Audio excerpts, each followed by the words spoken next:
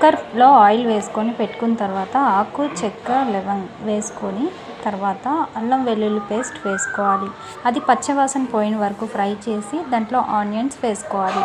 Onions వేసుకొని salt వేసుకొని బాగా మగ్గించాలి. బాగా మగ్గిన తర్వాత కొంచెం టమాటోస్ వేసుకొని బాగా మిక్స్ చేసుకోవాలి.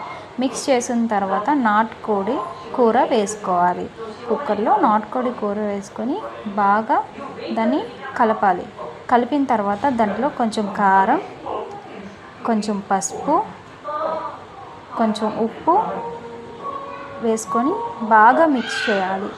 బాగా కింద మీద మిక్స్ చేయాలి. మిక్స్ చేసిన తర్వాత దానికి సరిపడగా వాటర్ అనేది వేసుకోవాలి. వేసుకున్న తర్వాత దాంట్లో కుక్కర్ అనేది 6 విజిల్స్కి పెట్టుకున్న తర్వాత నాటుకోడి కూర రెడీ అయిపోతుంది.